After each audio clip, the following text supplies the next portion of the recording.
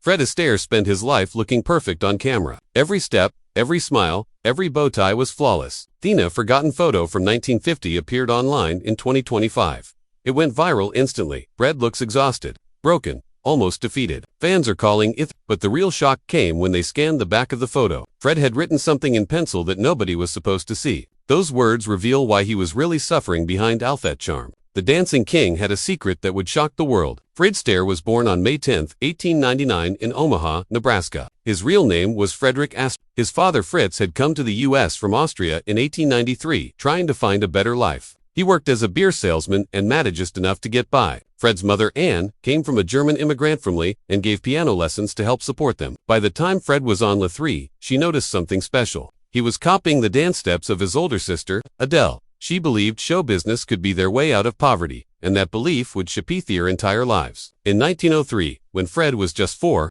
he started dancing informally by watching Adele. She began taking lessons at the Chambers Dance Academy in Omaha, and Fred followed her lead. 2 years later, in 1905, the family moved to New York City after Fritz lost his job. They were drowning in debt, owing over $200, but Anna didn't give up. She enrolled both her children in dance school. And by 1906, Fred and Adele were doing small vaudeville performances that brought in $50 per show. Fred was only 7, dancing long hours, sometimes 12 hours a day, even though he was still a child.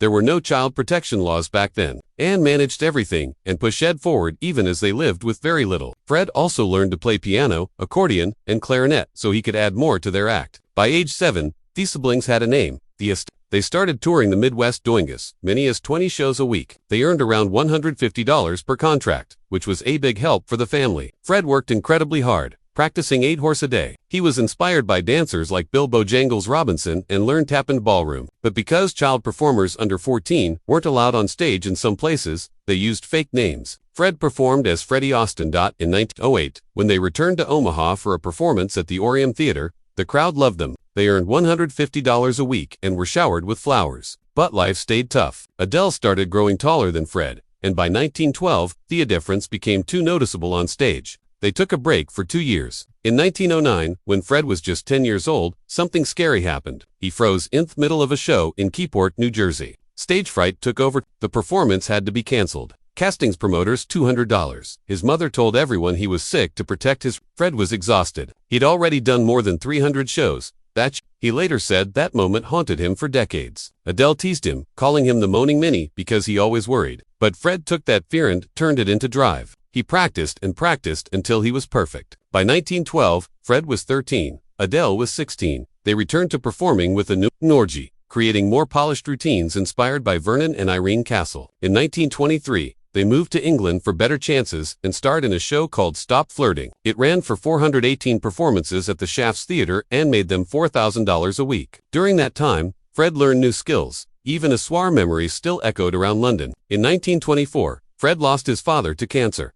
That was a hard year, but he kept going. Adele even taught tap dancing to the Prince of Wales, who came to see them perform 10 times. Their big American breakthrough came in 1917. Fred was 18 and Adele was 21. They got a spot in the patriotic review Over the Top, which on November 28, 1917, they were paid $250 a week, which would be over $6,000 today. Fred pushed their rehearsals late into the night. Critics noticed their dedication, calling their act one of the best parts of the show. It was also Fred's first time promoting himself with a full-page ad in Variety magazine. That risk paid off. In 1922, they starred in The Bunch and Judy.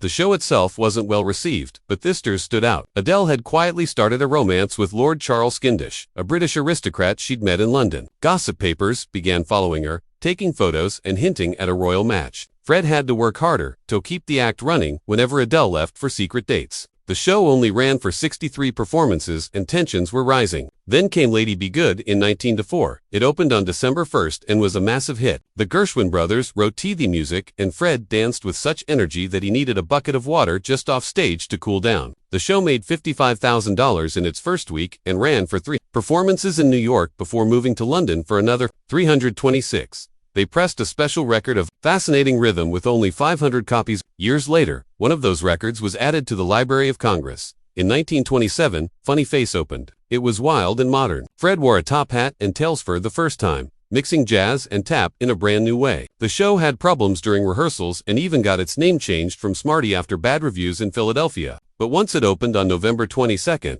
it ran for 244 performances and then another 263 in London. The press focused more on Adele's growing relationship with Cavendish than on the dancing. Everyone believed a wedding was coming. In 1931, The Bandwagon became their last performance together. It opened on June 3rd. The critics loved it, especially a slow shadowy dance number set to Dancing in the Dark. But behind the scenes, Adele had already made her decision. She was going to marry Cavendish and leave the stage forever. Fred tried to change her mind, but she was sure. On March 5, 1932, their final curtain fell. After 27 years of dancing side by side, they were finished. Fred was 32, now alone, Right after that, Fred took a huge chance. He flew to Hollywood for Astaire test. On July 26, 1933, RKO filled out a report on him. It said, balding, can't act, slightly photogenic, dances a little at Washington. His pay was capped at $750 a week, which was less than his co-star Ginger Rogers. He was almost replaced after the first week. But when the audience saw his dance in Flying Down Turio, everything changed. The posters were redone to say, introducing Fred Astaire, but behind that victory was pain. On September 12, 1933, Fred forced 105 takes of a dance scene in the same film. It was just 40 seconds long. Each take cost hundreds of dollars. The budget went $27,000 over. Studio managers started labeling him as difficult, and future studios used that label to offer him lower pay. But that's when Fred built his reputation for perfection, for control, and for outweighing the best tape. In 1934, while filming The Gay Divorce, Fred got into a serious fight over costumes. He hated how Ginger Rogers' dress moved. He said it looked like a flying bedsheet. 17 dresses were rejected until one passed his standards. He even banned sequins over a certain size. Still, the movie made $1.8 million on a budget of $800,000, saving the studio from a big loss. Rogers finally got equal billing, but from then on, every costume had to go through Fred. Then came Top Hat. In 1935, Fred had a dream for a scene that involved dancing on a spinning ceiling. The set was built with a steel turnable, but during testing, it jammed and Ginger Rogers fractured her foot. Production stopped for 18 days. Rumors spread that someone had sabotaged these. Fred's demands had made enemies. Although no one proved anything, he added tension to an already pressured environment. Rogers came back dancing in an ankle brace. The crew jokingly called her Chicken Little because her shoes kept shedding feathers. In 1936, during swing time, Fred fought with the director over a song. He wanted to sing it live instead of dubbing it. He said if they dubbed it, he would quit. The studio gave in. Fred wore a hidden mice in his vest, but you could hear his heavy breathing and slight pitch issues. Some critics didn't like that. But audiences loved it. The soundtrack sold 110,000 copies in just 6 months, and the song The Way You Look Tonight won the Oscar for Best Song. Between 1933 and 1937, something magical happened in Hollywood. Fred Astaire had started as a Broadway dancer, suddenly became one of the biggest stars in the movies. It all began when he got third billing in a film called Flying Down to Rio in 1933. But once people saw him dance with Ginger Rogers, everything changed. In just 6 years, they made 9 music, and 6 of them became the highest-earning films at RKO. His 7th movie, Shall We Dance, came out in 1937 and paid him $177,000. That was more than even Katharine Hepburn earned that year. That was more than even Katharine Hepburn earned that year. Behind the scenes, Astaire was a perfectionist. He rehearsed so hard that Ginger Rogers once left the studio with bleeding feet after doing one dance 54 times. The studio rewarded him by giving him 10% of the profits, which made him finally stop worrying about being tied to someone else's act. But 1937 didn't stay joyful for long. George and Ira Gershwin wrote 9 new songs for Shall We Dance, which came out in May. Just 9 weeks later, George Gershwin collapsed from a brain tumor and died. He was only 38. The songs in that film became his final gift to the world. Astaire had spent weeks perfecting. They can't take that away from me.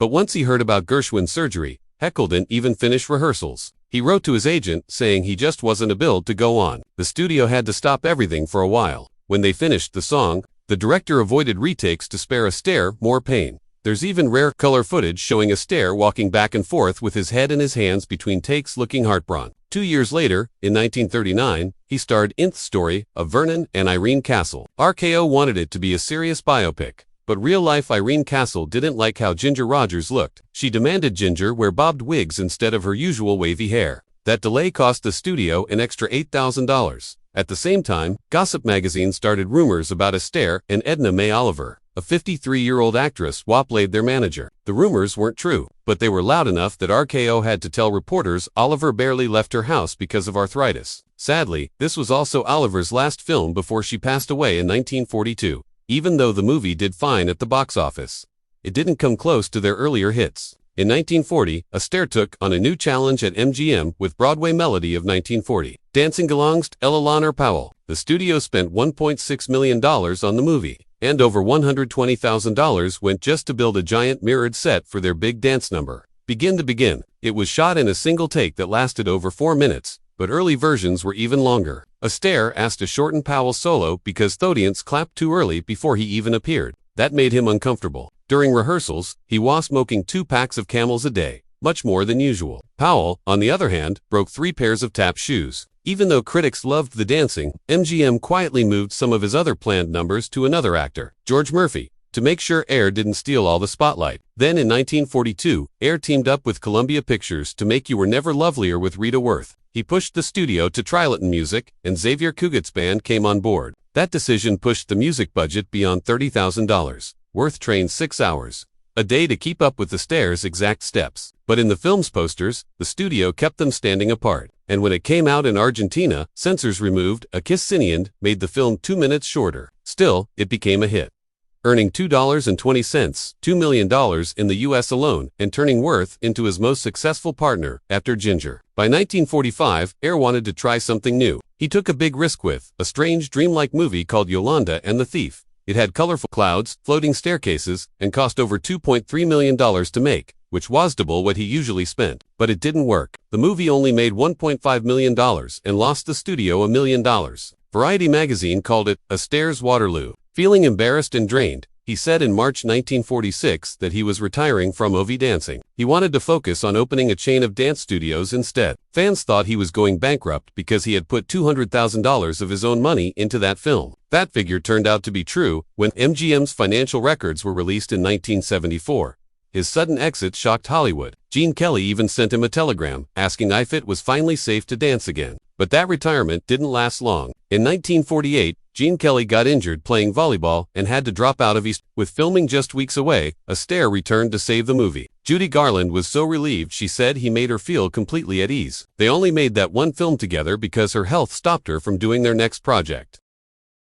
Even so, the filming went fast. It took just 3 months, mostly because Astaire liked to shoot dances in one take. One of the scenes, Stepping Out with My Baby, used a clever camera trick with different speeds on the staircase, something that was extremely hard to pull off in the 1940s. But it worked beautifully and helped address Astaire's career. In 1949, MGM still wanted to make the Barclays of Broadway, but Judy Garland was missing too many days. The studio let her go and called Ginger Rogers, who was living quietly in Oregon. She said she'd love to work with Astaire again, ending all the rumors that they had parted on bad terms. They rewrote the script quickly, added a Gershwin song, and adjusted the dances to suit Rogers' style. In just 6 weeks, they were filming. It became their only movie together in color and a beautiful tribute to the black and white classics they made in the 1930s.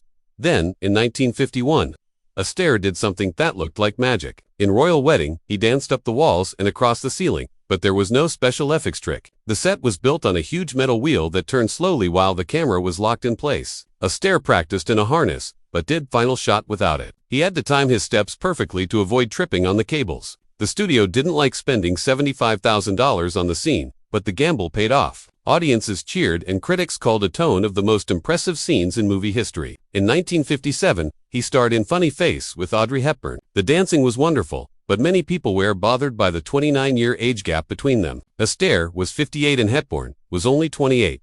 Some viewers found it uncomfortable, even though the costumes, Paris scenery, and style were dazzling. Photographer Richard Avedon designed original pictures for the movie and the famous Think Pink number bathed everything in pink fabric. Still, discussions about the age difference never fully went away. Astaire shot Gadavarian again in 1959 with his first serious acting role. In On the Beach, Hep played a scientist in a post-apocalyptic world after nuclear war. Instead, after dancing, he showed deep emotion and stillness. One scene had his character dying by suicide in his car as a Salvation Army sign read, "There is still time, brother." That image appeared full page and critics were amazed by his performance. He even got a Golden Globe nomination without doing a single dance. A year before that, in 1958, he made history on television. On October 17, NBC aired An Evening with Fred Astaire in full color. It looked flawless, but secretly the crew had hidden cue cards inside set pieces because he had started forgetting lyrics. He was 59 then. None that mattered. The show won 9 Emmys in 1959,